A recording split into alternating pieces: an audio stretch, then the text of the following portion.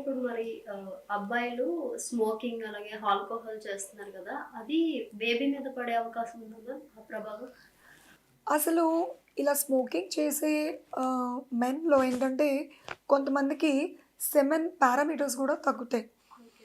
అంటే మొటిలిటీ గానీ, హ్మ్. మార్ఫాలజీ గానీ అంటే స్పెర్మ్ షేప్స్ వాటిలో కూడా తేడాలు రావడం వల్ల, యాక్టివిటీలో తేడా రావడం వల్ల కొంతమందికి అసలు ప్రెగ్నెన్సీ రావడంలోనే ఇబ్బందులు ఫేస్ చేస్తారు.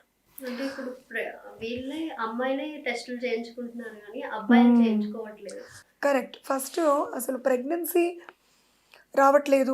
యూజువల్లీ మేమేం చెప్తాం ఒక 1 ఇయర్ వరకు ప్రెగ్నెన్సీ రాలేదు అంటే మీకు టెస్టులు చేసి చూడాలి అని చెప్తుంటాం.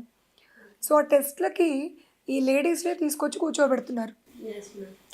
అంతేగాని హస్బెండ్ రావడం కొంతమందిలో.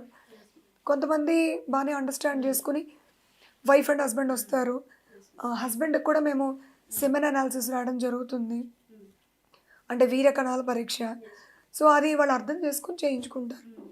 కానీ కొంతమందిలో ఏంటంటే ఈగో ప్రాబ్లమ్ వల్ల కావచ్చు, లేదు హ్మ్.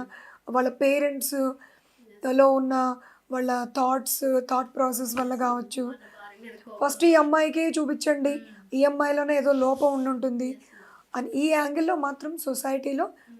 చాలా చేంజ్ రావాలి. Yes ma'am. సో, ప్రెగ్నెన్సీ రాలేదంటే ఫస్ట్ గుర్తొచ్చేది వీళ్ళకి అమ్మాయిలో ఏదైనా హ్మ్. తేడా ఉందేమో. Yes ma'am. అంతేగాని వాళ్ళు చూపించుకో. యెస్. అసలు యాక్చువల్‌గా ఇన్‌ఫర్టిలిటీ కపుల్స్‌ని తీసుకుంటే హ్మ్. ఆడవాళ్ళకి ఎంతమంది ఎఫెక్ట్ ఉంటుందో, జెంట్స్‌లో కూడా అంతగాను సమానంగా యెస్ మ్యామ్. ప్రాబ్లమ్స్ ఉంటాయి. హ్మ్. అవి గుర్తించి తగిన ట్రీట్మెంట్ తీసుకుంటేనే సక్సెస్ ఉంటుంది. అంటే సెక్షువల్లీ ట్రాన్స్‌మిటెడ్ డిసీజెస్ కూడా వస్తాయంటారు. యెస్. అది ఎంతవరకు correct ma'am? Sexually transmitted diseases అని కొన్నుంటాయి. హ్మ్. లైక్ క్లమైడియా, హ్మ్. గొనేరియా అండ్ కొన్ని వైరల్ ఇన్ఫెక్షన్స్, ఓకే. హెచ్‌పివి ఇవన్నీ కూడా ఒకళ్ళ నుంచి ఒకళ్ళకి సెక్షువల్‌గా ట్రాన్స్‌మిట్ అవుతాయి. ఓకే. అండ్ ఇప్పుడు ఉన్న సొసైటీలో ఈవెన్ బిఫోర్ మ్యారేజ్ గూడా కొంతమంది మ్యారిటల్ సెక్షువల్ కాంటాక్ట్స్ ఉంటున్నాయి కాబట్టి, వాళ్ళకి ఆల్రెడీ అటాక్ అయ్యి, వాళ్ళు గనక తగిన ట్రీట్మెంట్ తీసుకోకపోతే, వాళ్ళ ట్యూబ్స్, ఓవరీస్ కూడా ఎఫెక్ట్ అయ్యి, దానివల్ల వీళ్ళకి మ్యారేజ్ అయిన తర్వాత ఈ ప్రెగ్నెన్సీ రావడంలో కూడా ఇబ్బందులు ఫేస్ చేస్తున్నారు. ఓకే. అండ్ ఇంకొంతమందికేంటంటే, ఈ ఇన్ఫెక్షన్ అనేది ఈ వెజైనాలు, సర్విక్స్‌లో, హ్మ్.